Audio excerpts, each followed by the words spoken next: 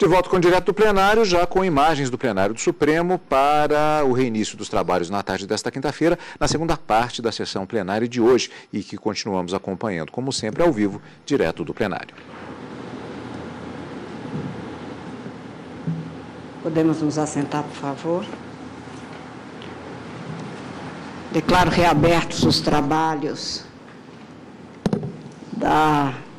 desta sessão e no recurso extraordinário 612-043, falará pela recorrente Associação dos Servidores de Justiça Federal do Paraná, o doutor Cláudio Santos da Silva. Vossa Excelência, falando, portanto, pelo recorrente, tem até 15 minutos para se pronunciar. Está com a palavra. Obrigado. Excelentíssima senhora ministra-presidente, ministra Carmen Lúcia, excelentíssimos senhores ministros, excelentíssimo senhor Procurador-Geral da República, excelentíssimas senhoras e senhores advogados aqui presentes, e pedir a licença e permissão a essa corte para fazer uma saudação especial ao presidente da Ordem dos Advogados Seccional do Distrito Federal, que se encontra presente aqui no plenário, que muito nos honra em acompanhar esse julgamento.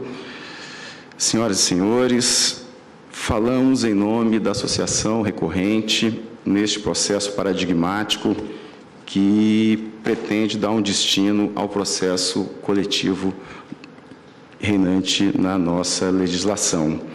Como bem salientado por Sua Excelência, o ministro relator, estamos a discutir neste processo a abrangência do artigo 2º-A e seu parágrafo único da Lei 9.494, de 1997. A lei é especificamente dos processos ajuizados contra a União, contra a Fazenda Pública, e, nesse caso específico, a associação ajuizou a demanda contra a União. Pois bem, senhores ministros, senhoras ministras, o que se busca definir aqui? Uma ação coletiva, ordinária, em que a associação, por intermédio de uma autorização obtida pela Assembleia, ajuizou uma demanda para vindicar um direito individual homogêneo para os seus associados. No momento da execução, após o trânsito em julgado do processo de conhecimento, sobreveio a decisão de execução limitando os beneficiados pela decisão àqueles que, à época do ajuizamento da ação, eram filiados à Associação dos Servidores da Justiça Federal do Paraná. Portanto, senhores ministros, senhoras ministras, pretendo abordar alguns aspectos de inconstitucionalidade desse dispositivo e, no caso, o provimento do recurso extraordinário. Eu peço licença a Vossas Excelências para fazer referência a alguns vocábulos desses dispositivos: sentença civil, ação de caráter coletivo, interesses e direitos dos seus associados, abrangerá apenas os substituídos. A lei fala em substituídos e não representados, que tenham, na data da propositura da ação, domicílio, abrangência territorial. O parágrafo único: nas ações propostas contra a União e os estados, DF e municípios, a inicial deverá obrigatoriamente estar instruída com a ata da Assembleia da entidade associativa, nós o fizemos, acompanhada da relação nominal dos associados, e aqui é o cerne do que está em discussão nessa tarde de hoje. Portanto, teremos que discutir a abrangência territorial e a abrangência subjetiva desse processo coletivo.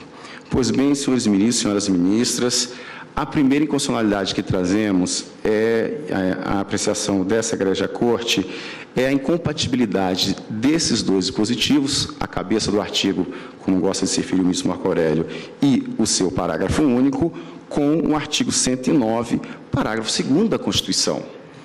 Vejam bem, senhores ministros e senhoras ministras, esse dispositivo constitucional autoriza e autorizaria a associação a ajuizar a ação, por exemplo, no Distrito Federal.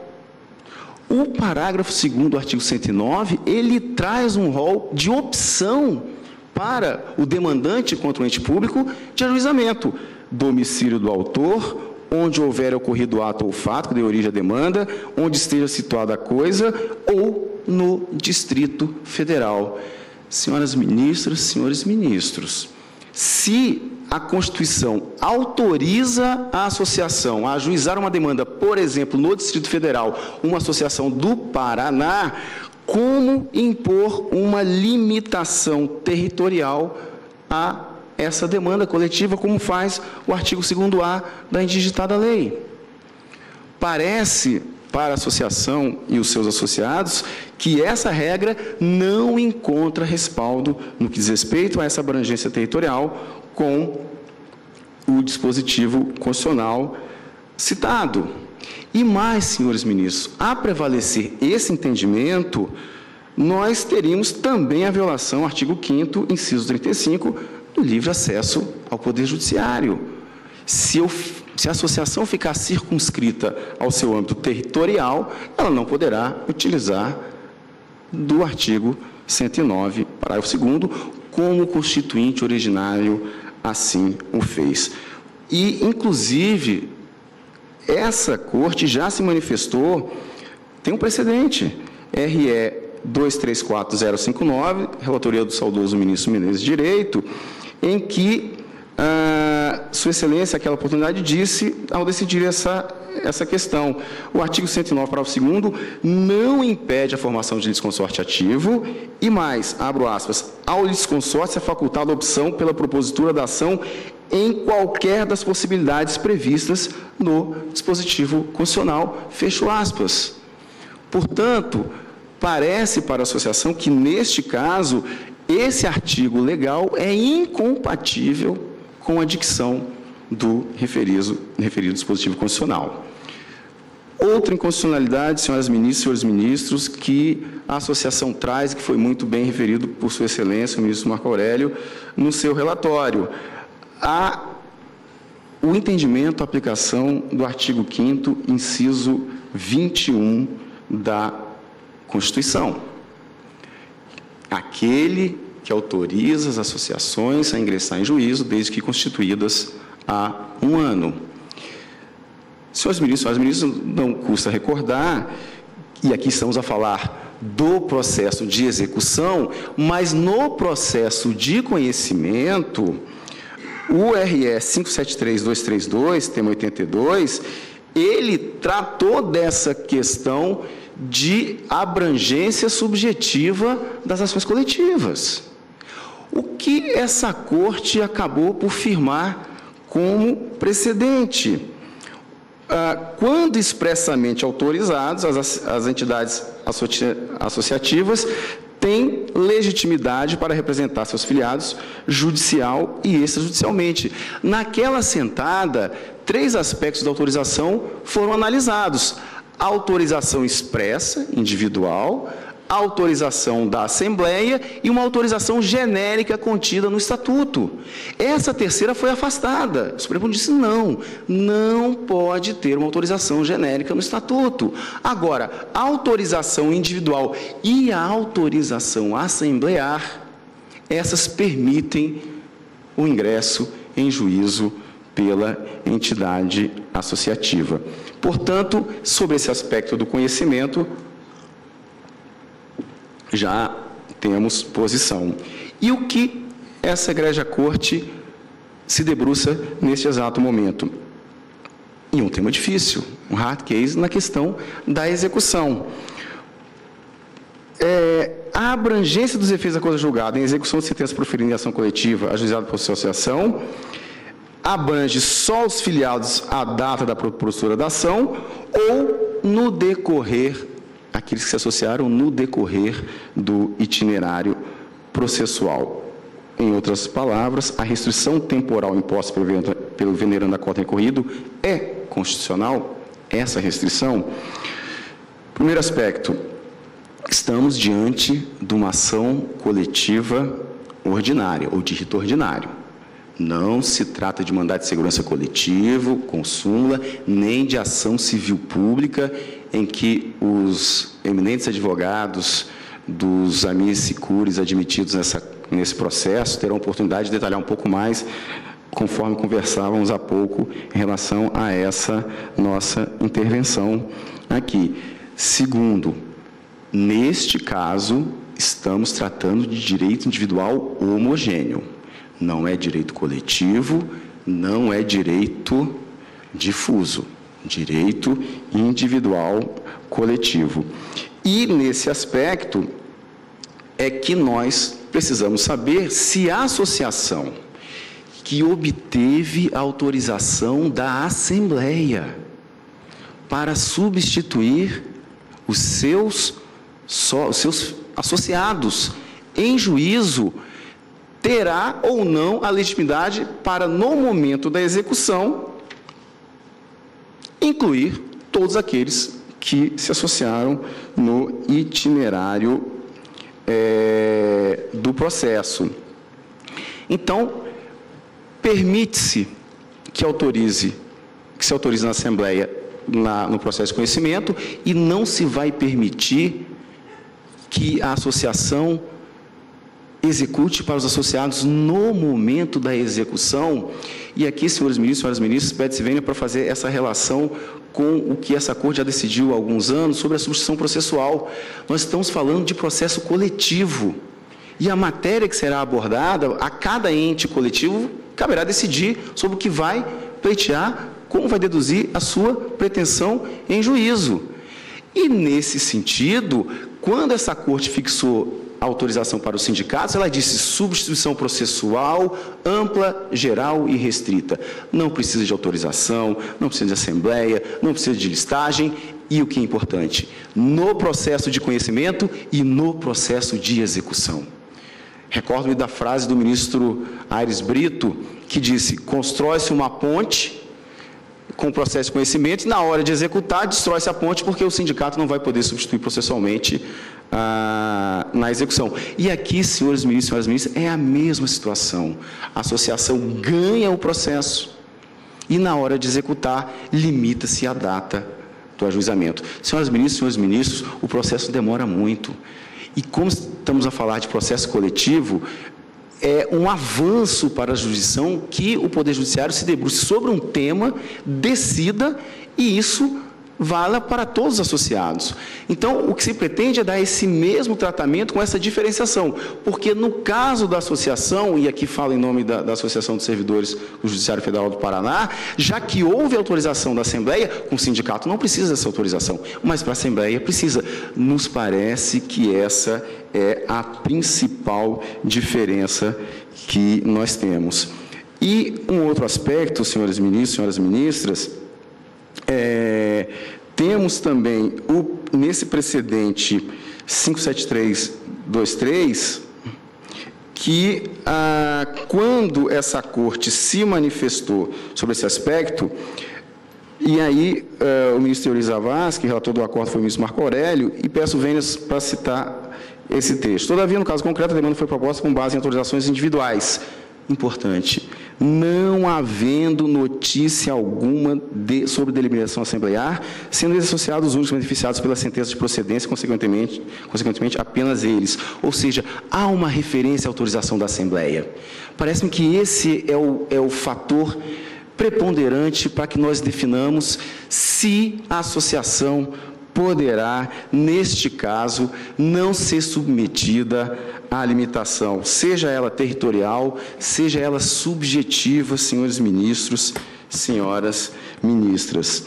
E aqui pedimos vênia, inclusive, para citar textualmente a manifestação do Ministério Público Federal, da Procuradoria-Geral da República, que comunga do entendimento da associação recorrente, aspas, a decisão definitiva proferida sobre o bem da vida, objeto do litígio, estende-se inclusive àqueles que, apresentando mesmo identidade de fato e pedido, filiaram-se após a fase cognitiva, sem que haja qualquer prejuízo aos limites subjetivos e objetivos da coisa julgada. Senhoras ministras, senhores ministros, nos parece que esse aspecto é bastante relevante, dentro desse microsistema de processo coletivo, de busca e defesa dos direitos difusos, dos direitos coletivos, dos direitos individuais homogêneos, por esse ente associativo. O fato de a associação não estar no capítulo dos sindicatos e está ali na parte dos direitos e garantias fundamentais, não lhe retira a legitimidade para, no momento da execução, apresentar a lista daqueles filiados, sob pena egrégia corte de nós inviabilizarmos o processo coletivo, que é muito salutar para a jurisdição. Aliás, o julgamento dessa repercussão geral afirma o que estamos a dizer aqui da tribuna. Neste processo, vai se julgar várias demandas, o que Vossas Excelências fizeram na sentada passada. Concluindo, senhora presidente, senhora ministra, senhores ministros, requer a associação o provimento do seu recurso ordinário para que seja declarada a inconstitucionalidade no respectivo dispositivo legal e, no limite, senhores ministros, que seja fixado pelo menos até a data do trânsito em julgado da ação de conhecimento.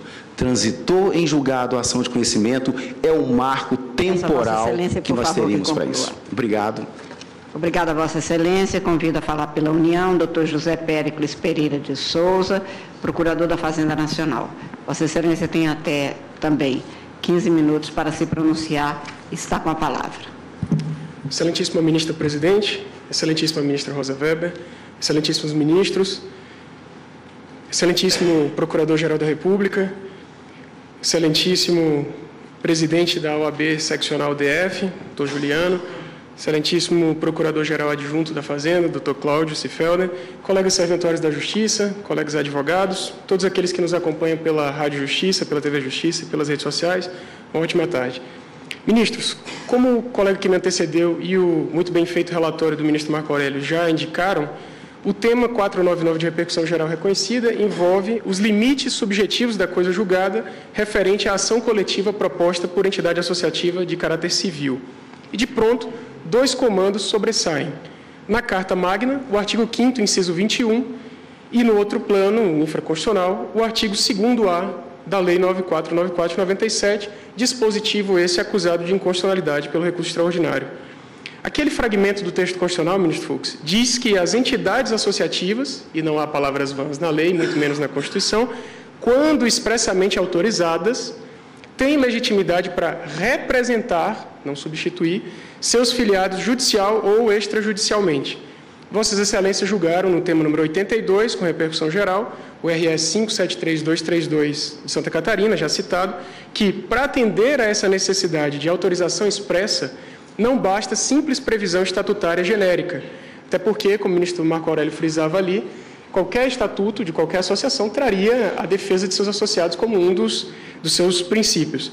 É preciso que haja, no mínimo, uma autorização específica por assembleia dos filiados da associação ou, quando muito, a juntada de procurações individuais de cada associado com interesse na ação coletiva, qual ocorrera, como disse o meu ilustre colega, que me antecedeu, qual ocorrera no caso concreto que deu suporte àquele tema 82, que era de uma associação de membros do Ministério Público. Essa Corte fixou ainda, naquele caso de 2014, que as balizas subjetivas do título judicial formalizado em ação proposta por associação se definem pela representação no processo de conhecimento, ministro Rosa, presente a autorização expressa dos filiados, dos associados, e a lista destes juntada à inicial.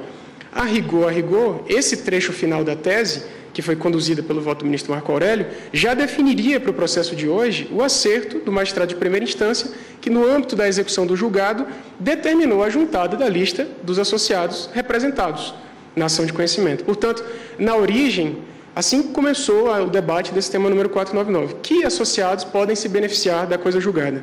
E a resposta da legislação repousa muito tranquilamente no artigo 2º-A da Lei nº 9494, nas hipóteses de ações coletivas ordinárias propostas, protocoladas por associações em face da Fazenda Pública. tal como a jurisprudência desse Supremo e boa parte da doutrina nacional, inclusive os escritos doutrinários do saudosíssimo ministro Teori Albino Zavascki, sinalizam, o artigo 2º-A é perfeitamente adequado, absolutamente razoável, não tendo vestígio algum, ministro Alexandre, de inconstitucionalidade.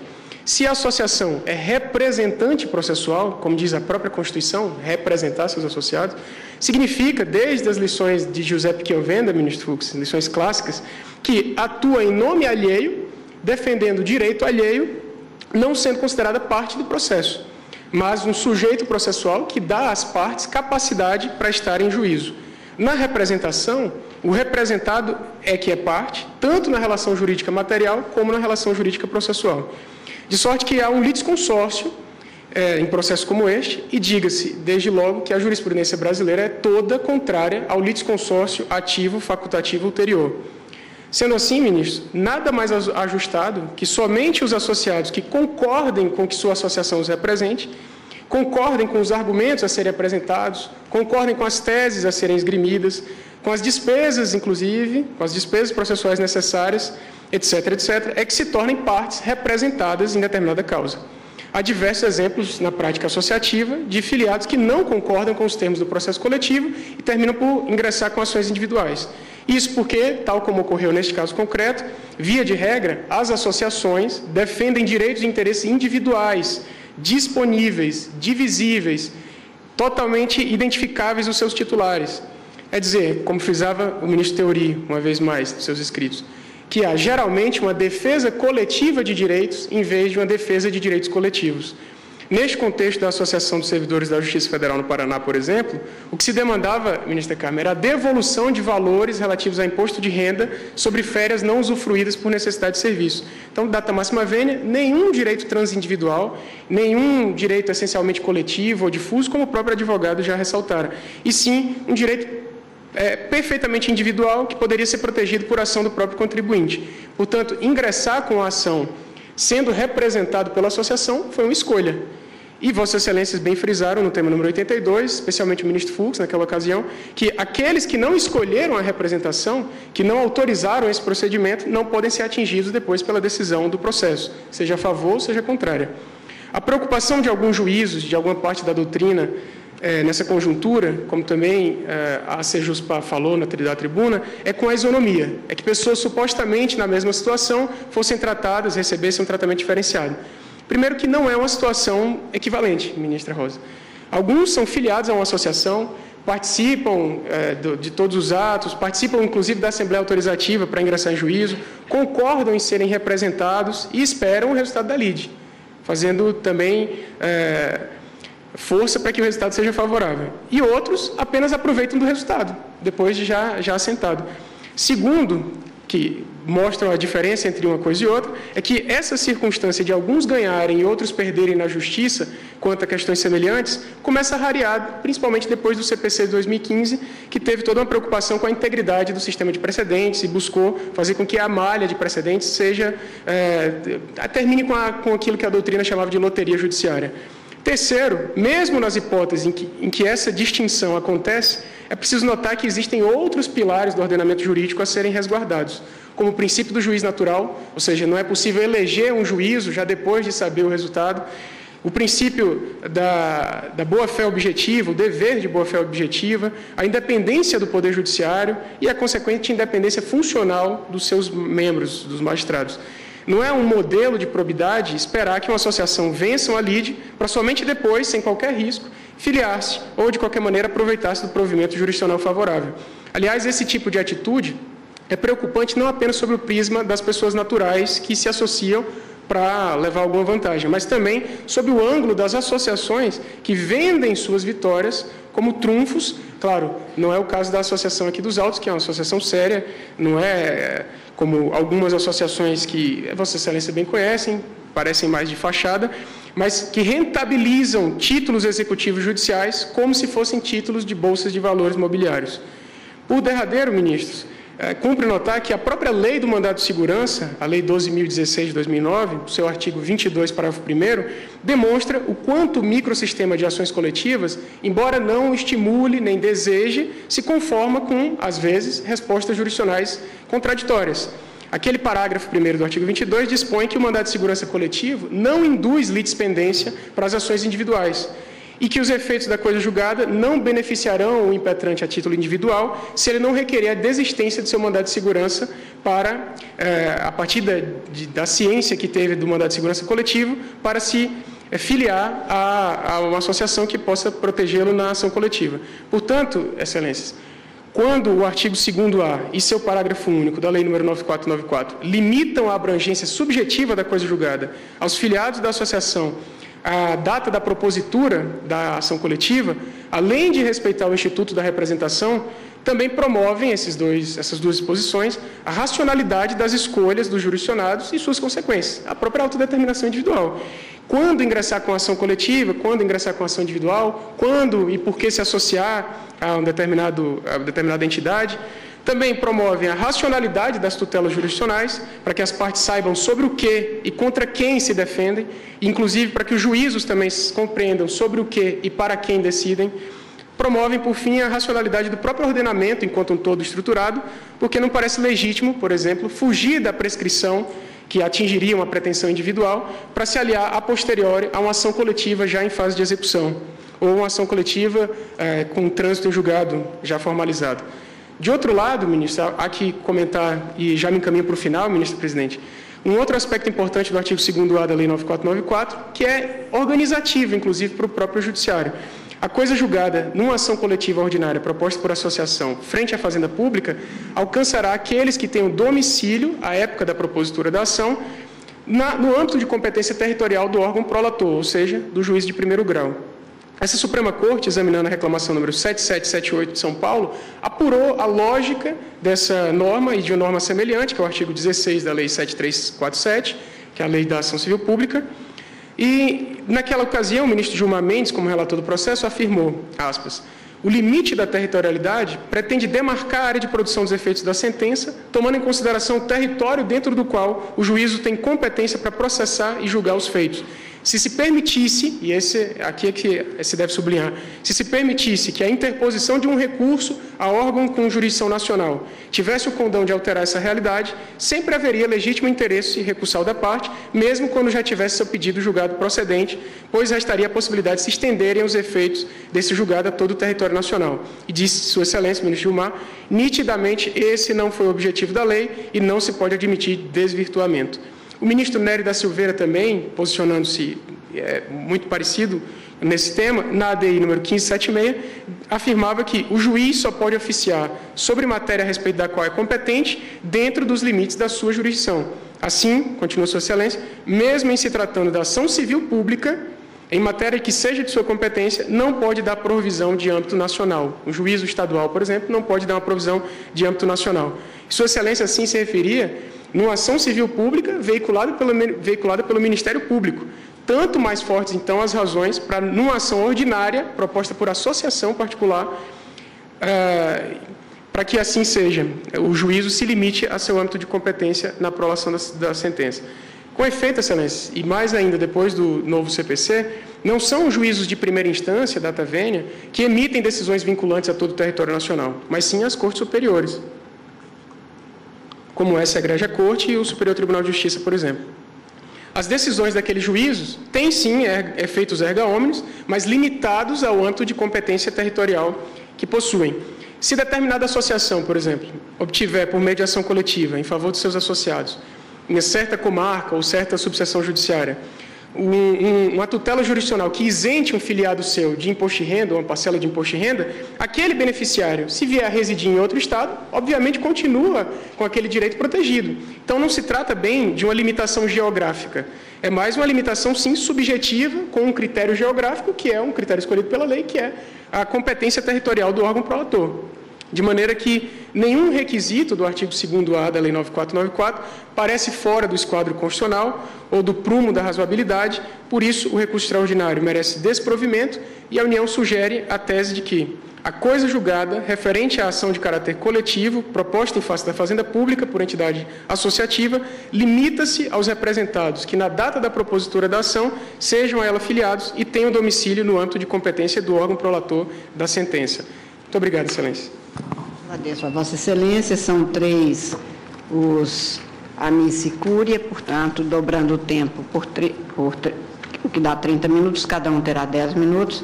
Convido a falar pelo amicuscúria Instituto Brasileiro de Defesa do Consumidor, IDEC, o Dr. Walter José Fayad de Moura. Como disse Vossa Excelência, tem até 10 minutos para se pronunciar e tem a palavra. 10 minutos. Como? 5. Vossa Excelência está dobrando o tempo? É porque são 3. Aplica a regra do litisconsórcio? Sim, normalmente é o que nós temos feito. Dobra-se o tempo e divide-se pelo número de amicicúria.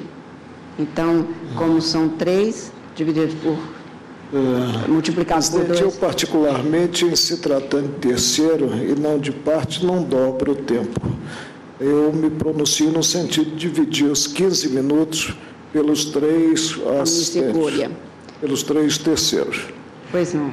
Como tem sido uma regra, eu vou então tomar só a decisão do plenário, porque nós temos adotado este procedimento de dobra com divisão de tempo. Indago como se pronuncia o ministro sobre essa questão que levantou. Concordo com Vossa Excelência. Ministro Fachin. Com Vossa Excelência. Ministra Rosa Weber. Com Vossa Excelência, presidente. Ministro Luiz Fux. Não que Vossa Excelência esteja contra mim. De forma alguma. Não, estamos apenas equacionando para ter um único procedimento e com a voz do plenário. Eu, particularmente, tenho esse ponto de vista do ministro Marco Aurélio, mas gostaria de seguir o que tem sido adotado. Pois não, ministro Ricardo Lewandowski. Presidente, eu já procedi dessa forma, portanto, concordo com o pronunciamento, enfim, a decisão de Vossa Excelência. Ministro Celso de Mello. Também eu, senhora Presidente, peço licença ao eminente ministro Marco Aurélio para, enfim, observar esse procedimento que tem sido adotado na Corte. Há casos, inclusive, lembro-me de um caso, quando nós discutimos a questão da união estável ou afetiva em sede de controle abstrato, havia tantos amicicúria que, duplicado o tempo e dividido pelos vários intervenientes, eu me lembro que um deles teve apenas 2 minutos, tendo em vista essa divisão, não é? Talvez devêssemos, em outro momento, não é? Enfim, é uma questão, talvez, de futuro regramento, mas, de qualquer maneira, tem sido esse o procedimento. Duplica-se o tempo e divide-se pelo número de amicicúria intervenientes. Então, no caso... Pois não? Não, nós temos de conver que 15 amicicúria inscritos são inimigos cúria. É verdade, né? Porque há uma mas não é o caso. Neste caso temos 3 apenas. Há uma pulverização do tempo que, na verdade, torna quase que ineficaz essa prerrogativa da sustentação oral. Mas, no caso, são 3 amicicúria, o prazo de 15 minutos duplicado, 30 dividido por 3, exatamente, 10 minutos para cada um. Estou concedendo 10 minutos a cada um, portanto, Vossa Excelência tem os 10 minutos. E sendo 2, nós teremos o prazo comum da parte. Pois é.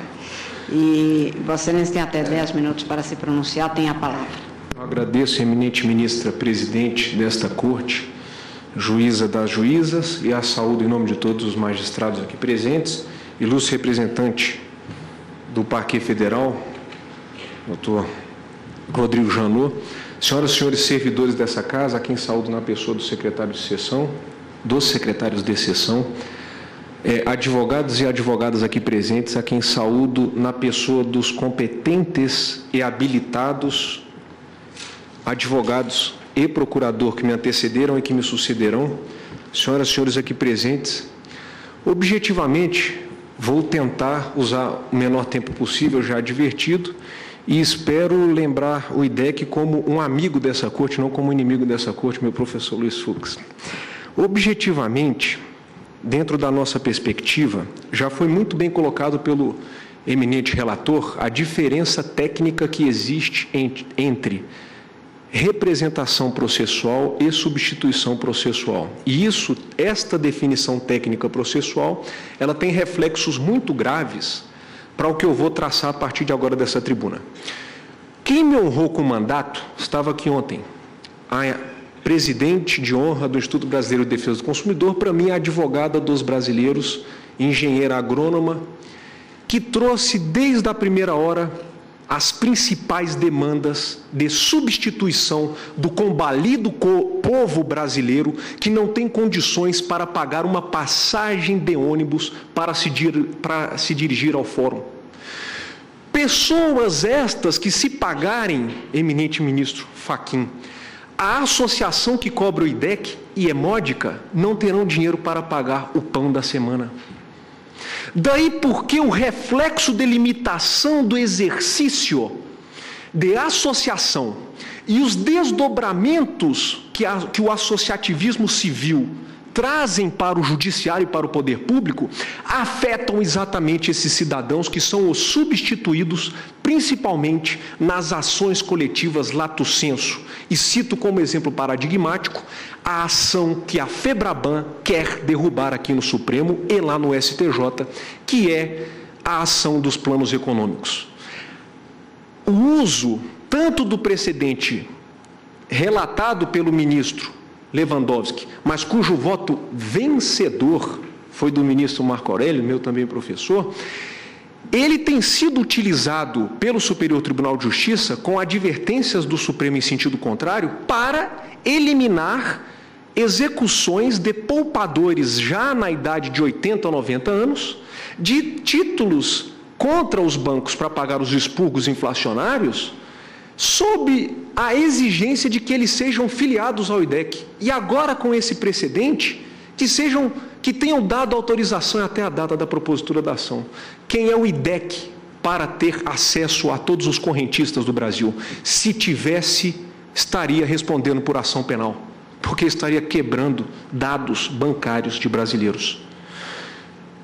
É contra isso que o IDEC vem, como amigo da corte, se defender da má utilização de um precedente que ainda não se formou. A FEBRABAN traz na sua manifestação, para justificar, porque inicialmente ela foi inadmitida no feito, mas ela pede reconsideração dizendo que o IDEC defende amplamente a aplicação, a representação processual. Não é verdade, não é verdade. O IDEC não é que ele concorde com o artigo 2º-A, mas ele defende que deva haver requisitos para uma limitação no, professor Fux, ministro, no processo coletivo, no processo que corra sobre o rito de ação ordinária, naquele estrito sensu, no coletivo estrito sensu. Nesse caso, pode haver quando for contra a fazenda pública, e não de modo genérico, para criar o que o ministro Alexandre de Moraes ontem falou de cláusula de barreira. Isso daqui não é cláusula de barreira, nem é norma de barreira. Isso daqui vai se tornar cláusula de guilhotina, porque vai cortar com a pessoa dentro. Isso daqui significaria a morte, o sepultamento de milhões de ações que estão em curso, cujos advogados e as associações agiram com a competente boa-fé, muitas das vezes irmanado do Ministério Público e da Defensoria Pública local, que não tem a capilaridade que o associativismo civil tem, não identificaram as pessoas alcançadas pela relação jurídica base. Uma coisa é uma ação, ministro Fux, para pessoas vitimadas de um empreendimento imobiliário. Eu pego a lista de todas e ali estão elas. Outra coisa é uma ação em que eu tenho sindicalizados da Justiça Federal do Paraná e eu tenho ali à mão todos os servidores que se associaram ou não. Outra coisa é quando a relação jurídica de base não é identificável. E se eu identificá-la, tomem cuidado comigo, porque eu não sou uma pessoa correta. Agora, já me encaminhando para o final, a proposta do IDEC é que qualquer precedente que venha a se formar, na linha do que disse o último voto publicado pelo meu dileto especialista na matéria, ministro Teori Albino Zavascki, o último voto dele diz o seguinte, eu peço licença para ler.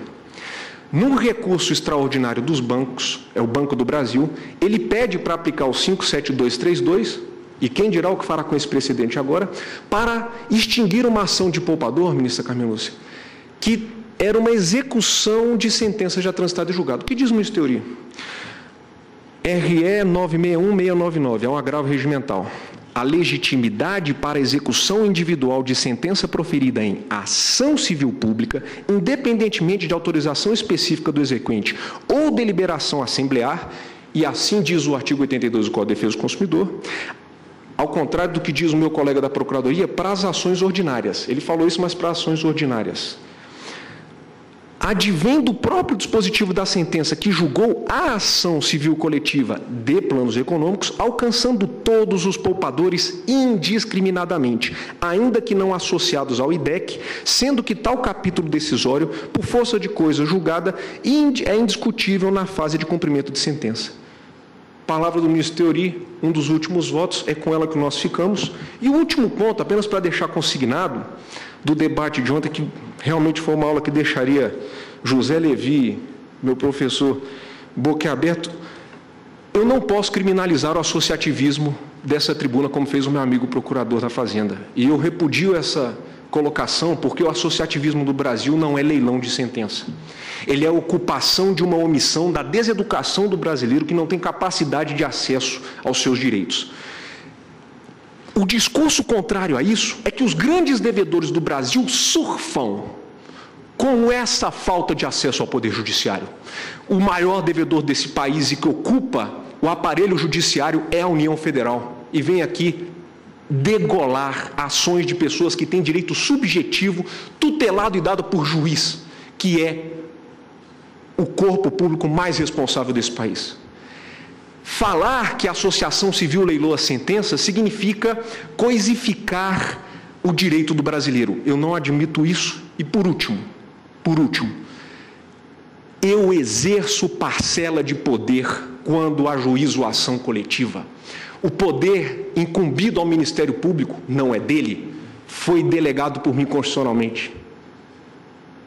O poder de Vossa Excelência foi delegado por mim. Quando se limita esse poder, que eu tenho autorização na cláusula do artigo 521, e para as ações coletivas lato sensu, no artigo 129, apenas estão me devolvendo, porque o poder é meu. Então, por isso que toda restrição a esse poder tem que ser vista com muito cuidado, ministra juíza das juízas, nesse país combalido em que o brasileiro, infelizmente, não tem acesso autônomo e espontâneo ao aparelho judiciário. Muito obrigado. Agradeço a Vossa Excelência. Convido o doutor Camilo Zufelato, que falará pela Associação Nacional do Ministério Público do Consumidor. Vossa Excelência também tem até 10 minutos. Tem a palavra. Muito obrigado, excelentíssima senhora presidente ministra Carmen Lúcia, excelentíssima senhora ministra Rosa Weber, excelentíssimos senhores ministros desse Supremo Tribunal Federal, excelentíssimo senhor Procurador-Geral da República. Me parece que nós precisamos iniciar este debate, sobretudo na qualidade de amicus curiae, que aqui exerço, contextualizando o porquê nós temos um processo coletivo. Em outras palavras, por que um processo que se distingue de um processo individual? Nós estamos falando do final dos anos 70, com as ondas renovatórias, e nós estamos falando das consequências que esses novos direitos têm na sua tutela processual. E é neste contexto que o Brasil, já no final dos anos 80, e especialmente sob a tutela do Ministério Público, naquele momento que veste a camisa da tutela dos interesses transindividuais, que o Brasil, de forma pioneira nos países de civil law, cria um verdadeiro sistema de direito processual coletivo. E quais são os dois pontos de maior relevância para o sistema de processo coletivo? É exatamente a legitimidade para agir e o regime da coisa julgada.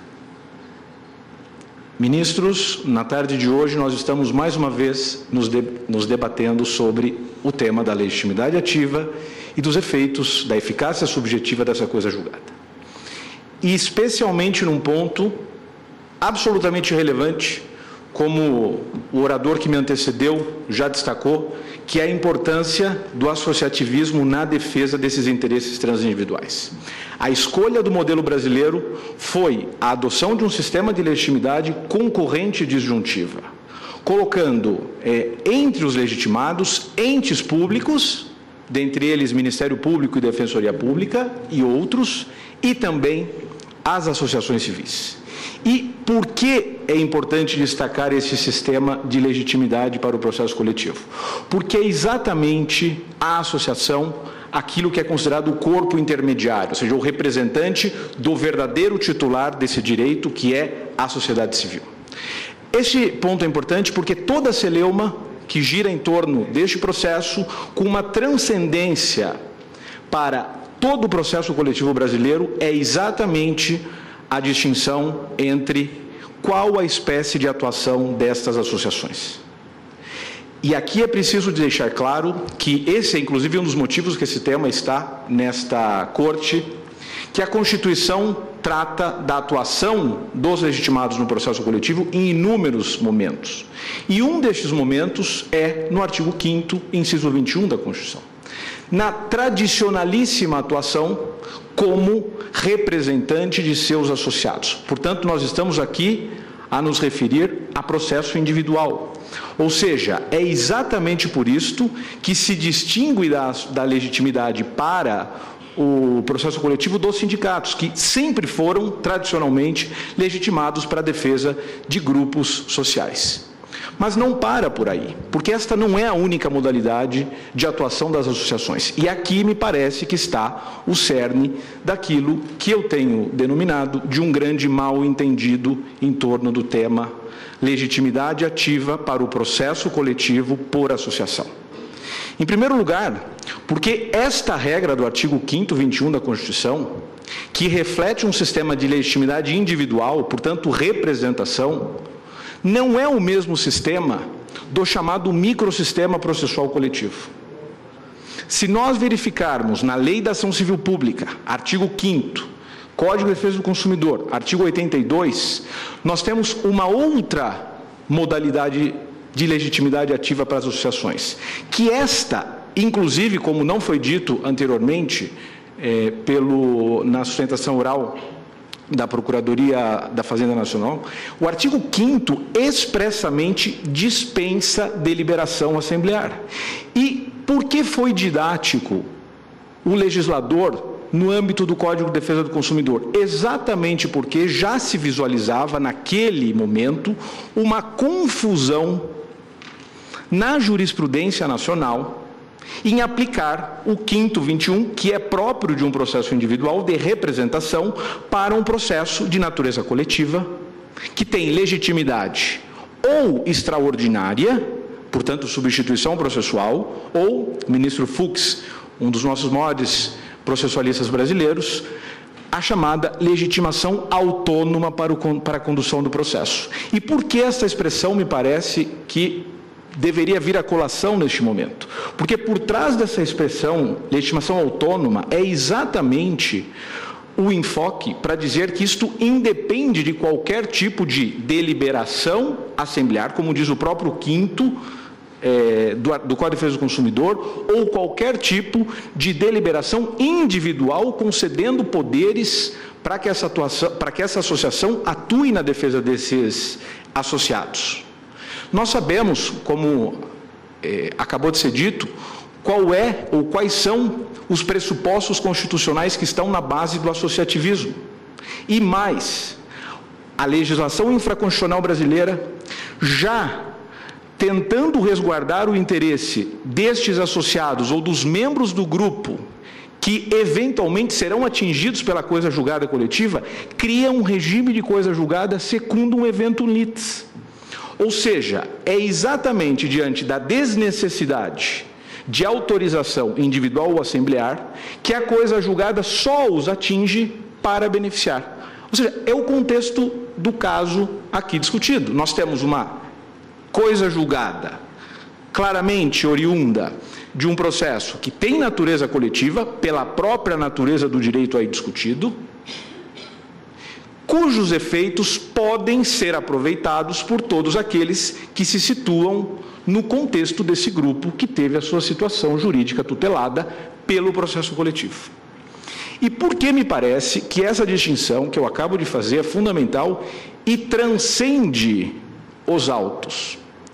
Porque, em razão do mal-entendido que eu mencionei há pouco, o brilhante voto do ministro Celso de Mello no recurso extraordinário 573232, impõe um aproveitamento desta coisa julgada àqueles associados que transmitiram a autorização individual. Acontece que o mal-entendido está porque este acórdão tem sido utilizado para processos de natureza coletiva, portanto, escapando da esfera da representação processual e abarcando casos de substituição processual, portanto, de processo coletivo.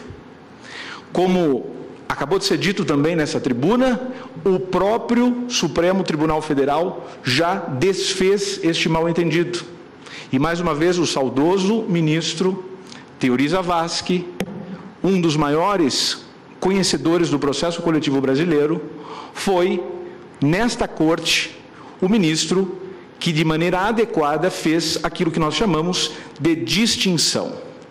O primeiro caso para o qual não foi reconhecida repercussão geral, para um caso que a evidência se trata de legitimidade da associação como substituta processual, uma demanda proposta contra a Caixa Econômica Federal, eu estou me referindo ao recurso extraordinário 901-963, que está no tema 848, a este caso não foi reconhecida a repercussão geral, exatamente porque, isso está claríssimo no voto, porque não se trata da confusão que normalmente se tem feito com o artigo 5º, 21 da Constituição. Por quê? Porque nessas hipóteses, essas associações, e parece-me que é o caso do caso em tela, está atuando como legitimada autônoma para a condução do processo. Portanto, como substituta processual. E por esta razão, não necessita de qualquer tipo de autorização. Me parece que esta é uma ótima oportunidade para que essa excelsa Corte, mais uma vez, se manifeste no sentido de fazer a distinção das coisas e entender quando a associação atua como representante processual por força do artigo 5º, inciso 21 da Constituição, ou quando ela atua como substituta processual, portanto, no contexto do microsistema processual coletivo e que não depende de nenhum tipo de autorização e nem mesmo de restrição dessa eficácia. Até porque, e falo aqui como representante do MPCOM, nós teríamos aí uma profunda desigualdade de tratamento entre os legitimados, porque o Ministério Público não necessita de qualquer tipo de autorização. Mais uma vez, grato pela oportunidade e pela ouvida. Agradeço a Vossa Excelência. Convido o doutor Rafael Barroso Fonteles, que falará pelo Amigos Curiae, Federação Brasileira de Bancos, FEBRABAN. Vossa Excelência, igualmente, tem até 10 minutos para se pronunciar e está com a palavra. Boa tarde, excelentíssima ministra presidente, excelentíssimo ministro relator, excelentíssimos ministros desse Supremo Tribunal Federal, excelentíssimo procurador-geral da República, todos os advogados aqui presentes. O presente recurso extraordinário tem como tema central o momento em que o associado deve ingressar na associação para poder ser beneficiado pela coisa julgada. Esse é o objeto, numa ação coletiva ordinária. Esse é o objeto que está sendo aqui tratado. E foi para isso que eu vim sustentar. Infelizmente, será necessário fazer algumas observações, já que estão se pretendendo rediscutir a matéria que foi julgada no RS 573-232. Pois bem, o tema aqui debatido passa pela interpretação do artigo 5º 21 e também tem uma relação muito próxima com o 573-232, porque naquela oportunidade o plenário desse Supremo Tribunal Federal decidiu que nas ações coletivas era necessária uma autorização específica para a propositura da ação, bem como que os efeitos da coisa julgada estariam limitados aos associados. Peço bem para ler a tese que foi ali fixada. A previsão estatutária genérica não é suficiente para legitimar a atuação em juízo de associações na defesa de direitos dos filiados, sendo indispensável a autorização expressa, ainda que deliberada em Assembleia, nos termos do artigo 5º, inciso 21 da Constituição Federal. Item 2.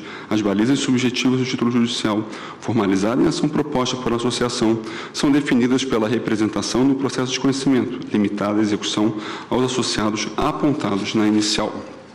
E vale notar que a tese fixada no RS 573232 vem sendo aplicada por ambas as turmas desse Supremo Tribunal Federal sem que haja qualquer divergência.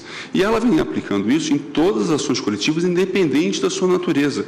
É importante destacar, inclusive, que, ao contrário do que foi dito aqui, ele vem aplicando isso, inclusive em ações que um dos amigos curios aqui foi parte e foi recorrido.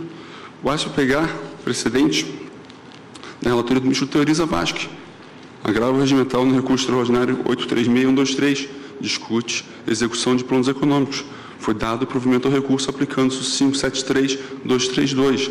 Da mesma forma, recurso extraordinário 803.359, ministro Ricardo Lewandowski, aplicou o 573 também numa tese discutindo a execução em planos econômicos. Da mesma forma, a segunda turma, em decisão unânime, confirmou a decisão do ministro Gilmar Mendes no agravo regimental no recurso extraordinário 885.658. Todos esses casos aqui mencionados transitaram em julgado. E com relação aos precedentes do ministro Teori que foram aqui suscitados, é importante destacar que em ambos os precedentes o ministro Teori afastou porque o título executivo, naquelas duas ocasiões, expressamente tratava que as ações iriam incluir todas as pessoas, independente de estarem associadas ou não, ou seja, seria uma violação a coisa julgada. E esse Supremo já decidiu que violação a coisa julgada não pode ser matéria de repercussão geral, porque é violação reflexa. Pois bem, superado esse ponto que foi necessário, já que estão tentando reabrir uma discussão que sequer deveria ser aqui tratada, pois não é esse o objeto desse recurso, a resposta à questão aqui tratada pode ser encontrada nos próprios votos do julgamento do 573232, porque naquele julgamento pode-se ver nos votos do ministro Marco Aurélio e do ministro Luiz Fux, que ficou fixado que não é permitido que novos associados peguem, a expressão que foi utilizada nos votos, carona, em uma ação na qual eles não autorizaram. Peço venha para ler trecho dos votos do ministro Marco Aurélio e do ministro Luiz Fux. Ministro Marco Aurélio, inicialmente. Na fase subsequente de realização desse título, não se pode incluir quem não autorizou inicialmente a associação a agir e quem também não foi indicado como beneficiário, sob pena de, em relação a esses, não ter sido implementada pela ré a união à defesa respectiva. Presidente, não vejo como se possa, na fase que é de realização do título executivo judicial, alterar esse título para incluir pessoas que não foram inicialmente apontadas como beneficiárias na inicial da ação de conhecimento e que não autorizaram a associação a atuar como exigido no artigo 5º, inciso 21 da Constituição Federal. E também no voto do ministro Fux. E aqui, no caso, além dessa distinção muito bem lançada por ambos os votos do ministro Marco Aurélio e Teori, há uma outra que é mais evidente ainda, quer dizer, o associado que não estava no processo, e a sentença se referiu aos associados que venceram a causa, o não associado, o não vencedor da causa, promove a execução de um título formado não em favor dele. Aliás, uma vez em que se exigiu autorização dos associados e se limitou os efeitos da coisa julgada aos associados, a conclusão lógica é que apenas aqueles que faziam parte da associação no momento da proposituração é que devem ser beneficiados. Essa é a conclusão lógica e essa é a conclusão que está em consonância à interpretação do artigo 5º 21 que essa Corte vem conferindo. Pois bem, independente dos fundamentos constantes no voto, no julgamento do RE 573232, nós podemos apresentar outros 3 fundamentos que justificam o desprovimento do presente recurso. Em primeiro lugar, violação ao princípio da ampla defesa. Ora, como que os réus vão ter alguma previsibilidade se eles não sabem o tamanho do litígio, eles não sabem contra quem eles estão litigando? Como é possível? Ou seja, como se preparar para uma fase de cumprimento de sentença? Quer dizer, eu vou ter uma associação, me defender de uma associação com 15 pessoas e, posteriormente, na fase de execução, podem aparecer 15 mil? É isso que vai ser permitido? Como fica o seu direito de defesa? Esse é um ponto relevante. A ampla defesa vai ser totalmente violada. E a interpretação conferida até o momento, ao artigo 5º 21, exatamente combateu isso. Em segundo lugar, violação ao princípio do juiz natural. Quer dizer, então, que uma associação com 5 pessoas, 10 pessoas, pode propor uma ação. Uma vez obtida a liminar, ela pode, então, ter 10 mil associados para se beneficiarem dessa liminar? Isso é compatível com o juiz natural? Como já foi dito aqui da tribuna, não se admite litisconsórcio ativo posterior. Ora, é evidente que não é permitido esse tipo de situação. E por isso também a interpretação que essa Corte vem conferindo ao artigo 5º, inciso 21. Terceiro lugar, autonomia da vontade. Ao contrário do que as associações pensam, elas não sabem melhor do que as próprias pessoas o que elas querem. A pessoa tem o direito de não querer ser representada pela associação, ela pode não querer fazer parte daquela ação. É um direito delas, e não tem que ela ir a juízo para dizer que não quer. Ela que tem que autorizar, e você tem que limitar isso a quem efetivamente autorizou. Aqui, na verdade, a autonomia da vontade é acesso à justiça. É isso que tem que ser observado. E sempre foi essa a interpretação que foi conferida pelo artigo 5º, inciso 21, por essa egrégia Corte. E já finalizando, desculpe por tomar o tempo de Vossa Excelência, pede-se, espera que seja desprovido recurso, tratando do tema que foi objeto da repercussão geral, ou seja, o momento que deve ingressar o associado numa ação coletiva ordinária e que não se reabra a discussão de tema que já foi aqui tratado e que não é objeto do presente recurso extraordinário. Obrigado. Agradeço a Vossa Excelência. Devolvo a palavra ao eminente ministro relator.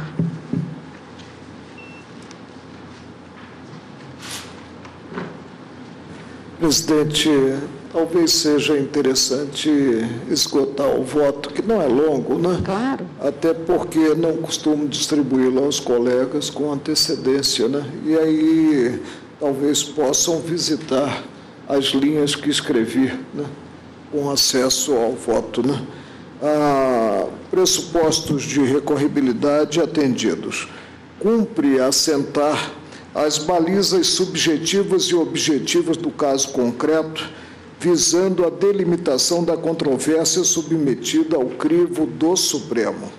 Determinada associação propôs ação coletiva sob o rito ordinário contra a União, objetivando a repetição de valores descontados a título de imposto de renda de servidores, incidentes sobre férias não usufruídas por necessidade do serviço.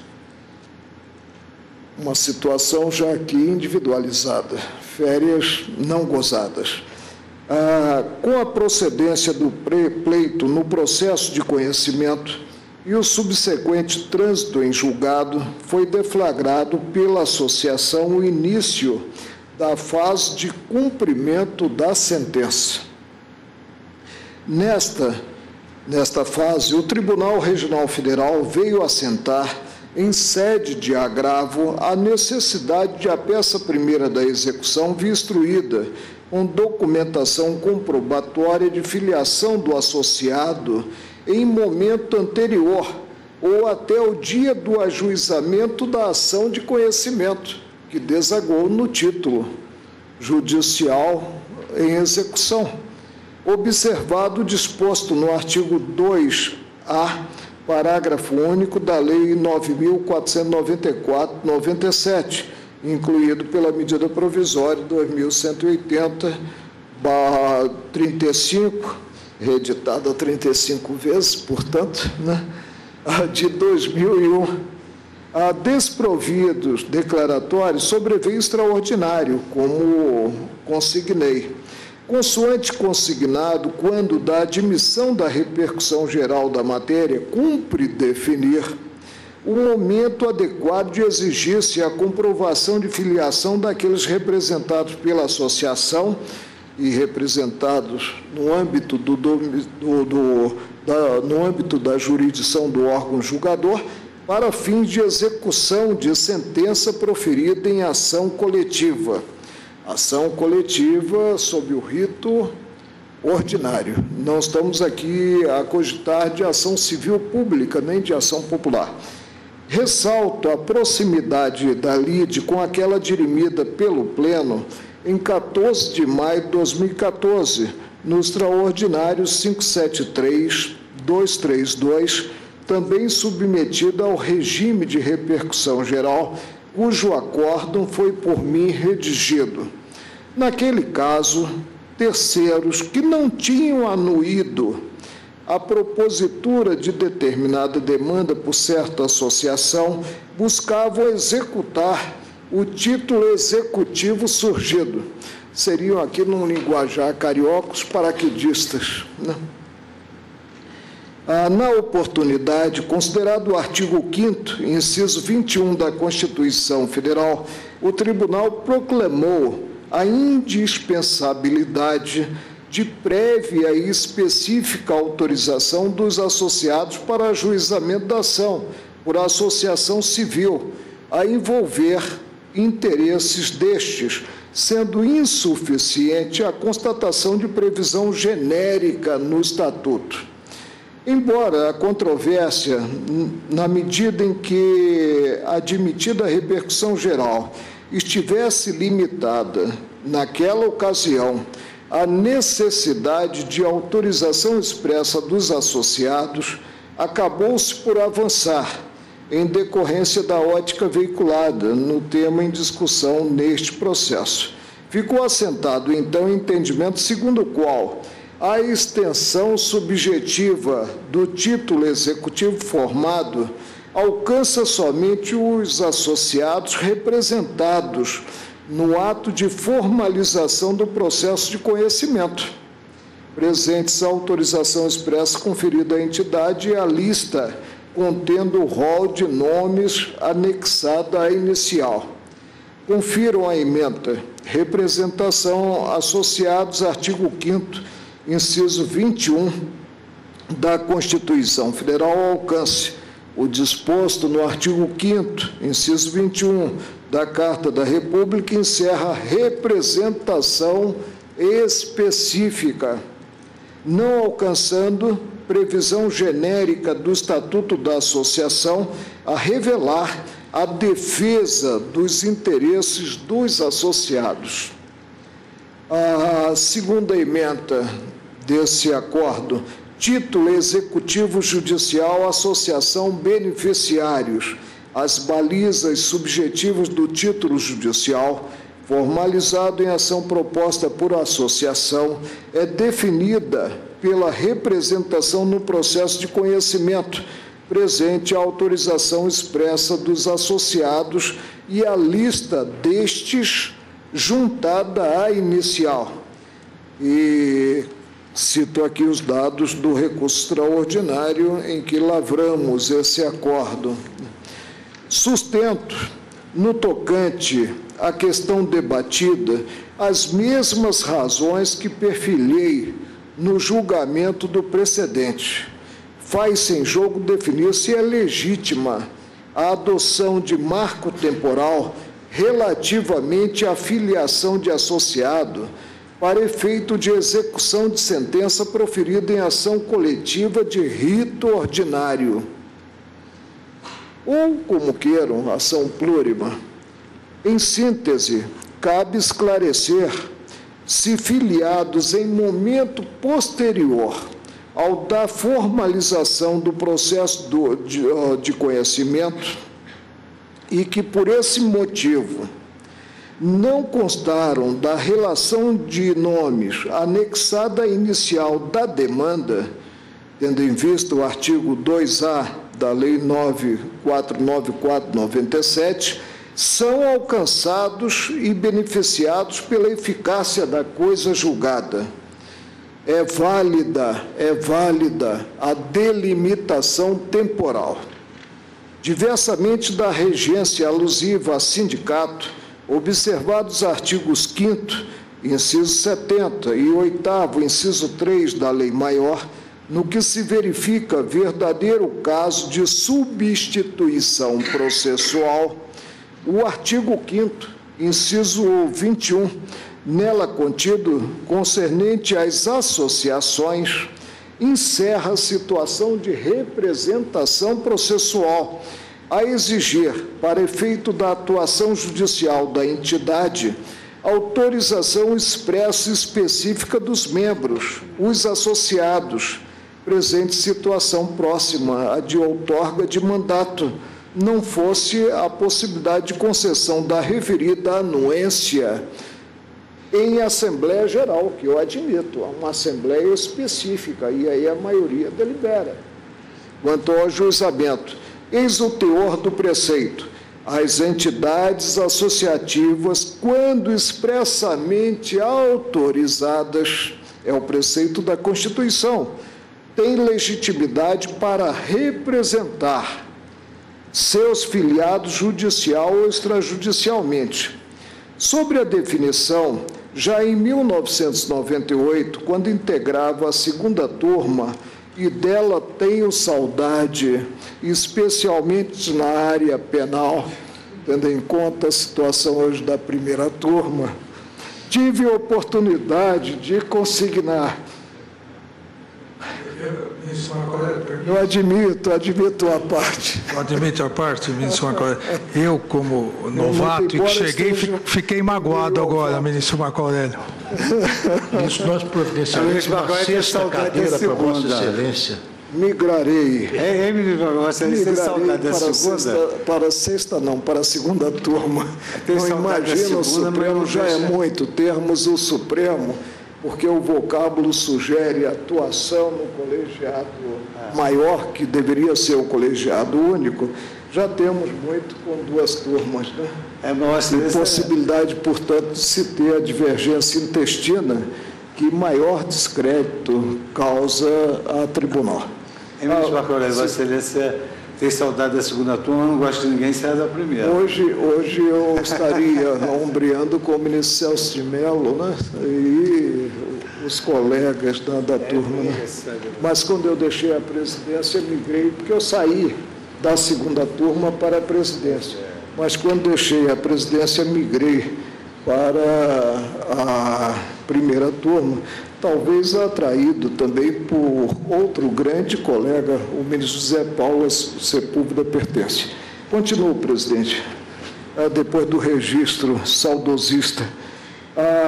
Tive a oportunidade de consignar, na condição de relator, ao apreciar o recurso extraordinário 192305, dígito 9, São Paulo.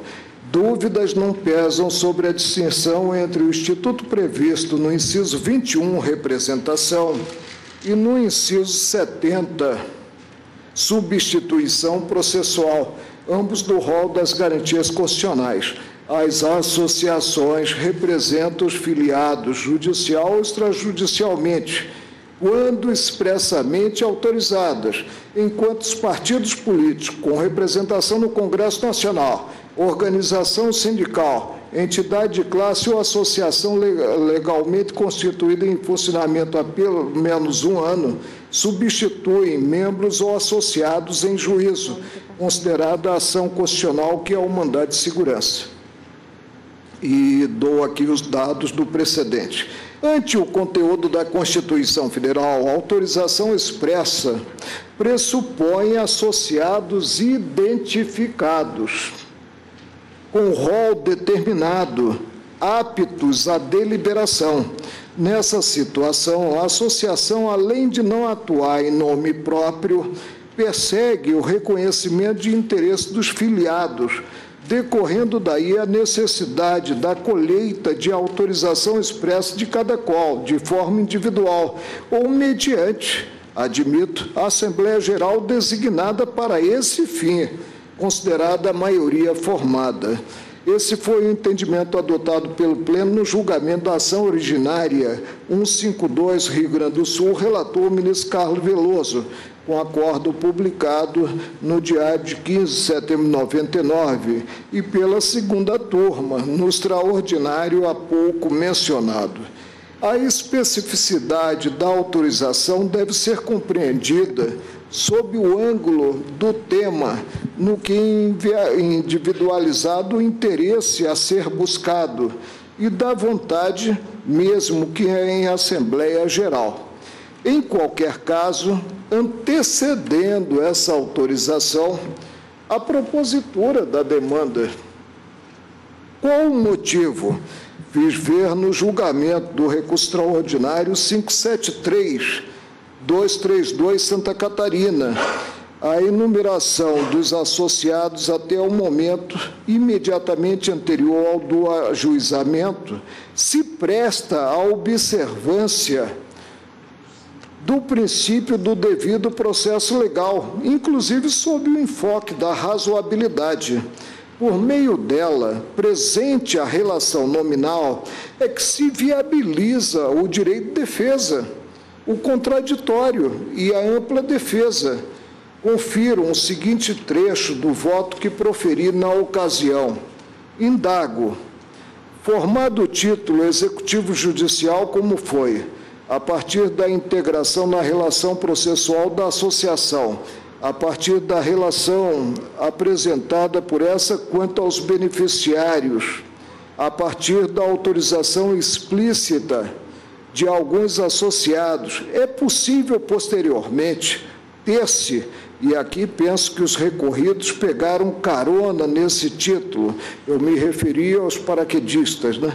A integração de outros beneficiários, a resposta para mim é negativa. Primeiro, presidente, porque quando a associação, atendendo ao disposto na carta, juntou as autorizações individuais, viabilizou a defesa da União quanto àqueles que seriam beneficiários da parcela e limitou até mesmo a representação que desagou, julgada a lide, no título executivo judicial.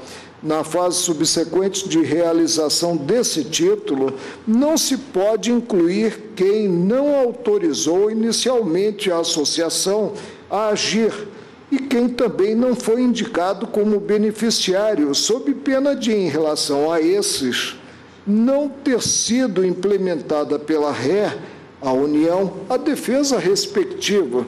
A União se defendeu no processo, né, do que é asseverado quanto à inobservância do direito de alguns servidores. Creio, e por isso disse, que a situação sequer é favorável a elucidar-se a diferença entre representação e substituição processual, a esclarecer o alcance do preceito do inciso 21 do artigo 5º, que trata da necessidade de associação apresentar autorização expressa para agir em juízo em nome dos associados, e o do preceito que versa o mandado de segurança coletivo e revela o sindicato como substituto processual. Nesse último caso, a legitimação já decorre da própria carta, representação gênero, e também da previsão do artigo 8º, do qual não me valho. Estou me valendo apenas daquele referente às associações.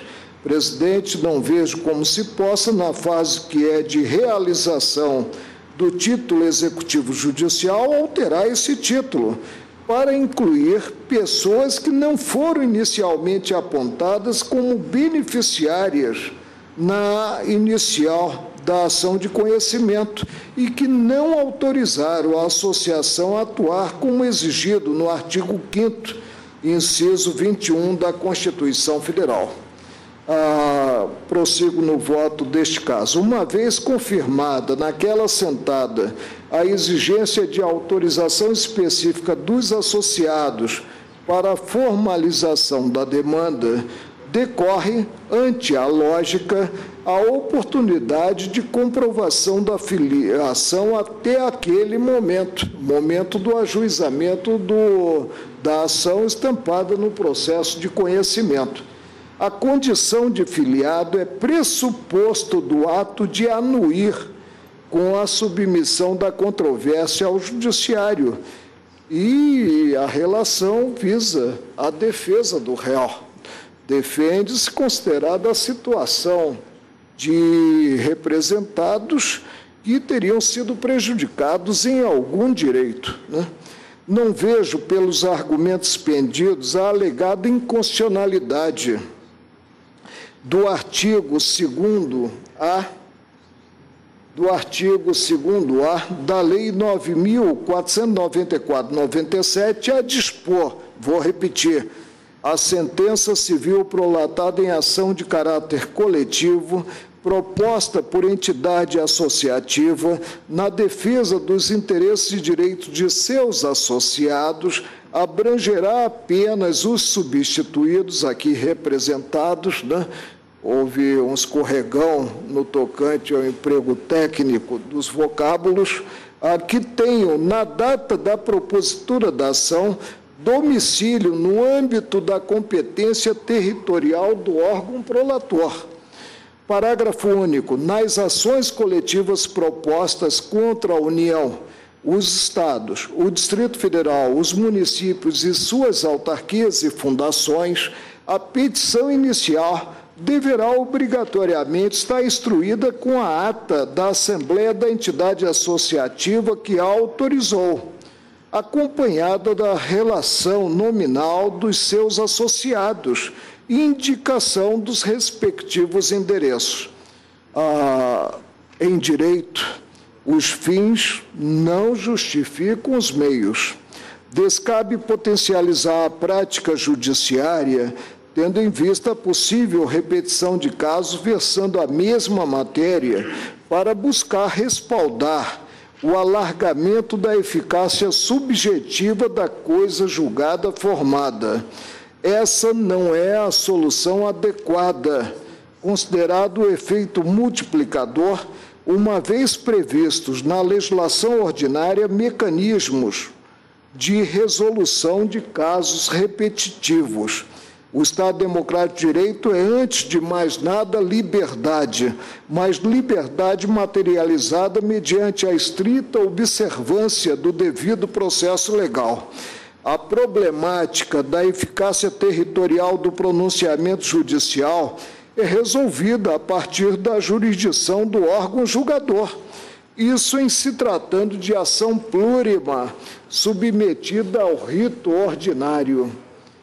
Esse mesmo enfoque seria observado se ajuizada a ação diretamente pelos próprios beneficiários do direito, não havendo tratamento diverso, atuando a associação como representante. Conheço e desprovejo extraordinário, declarando a constitucionalidade do artigo 2º-A da Lei 9.494, de 97. E tenho a tese se foi essa a conclusão do plenário.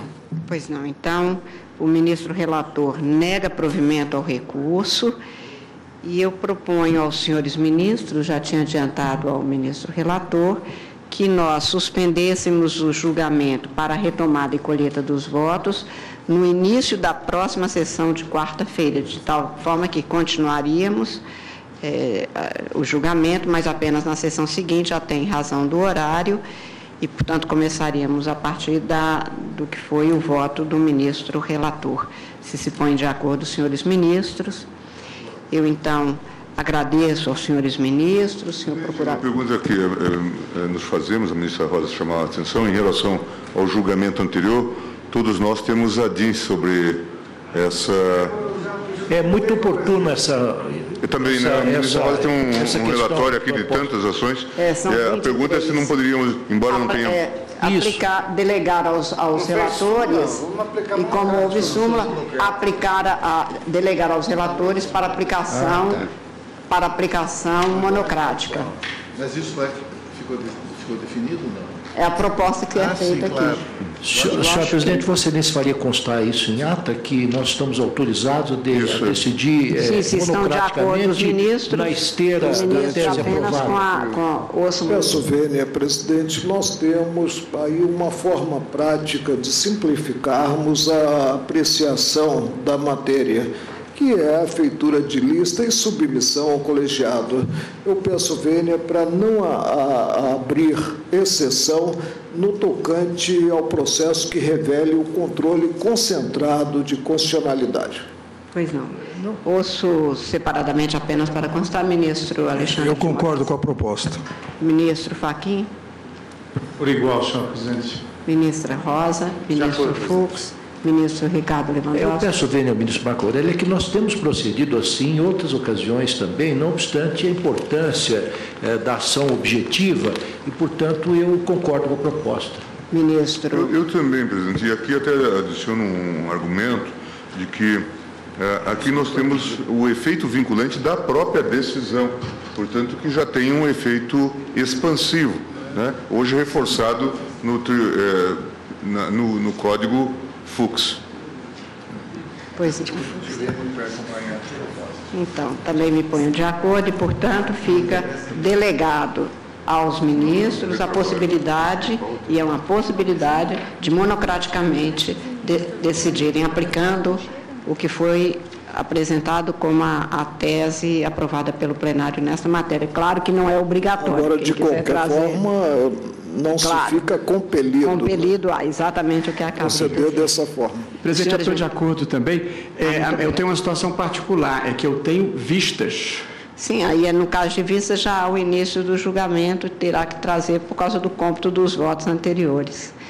Normalmente a gente tem assim se comportado. Muito bem.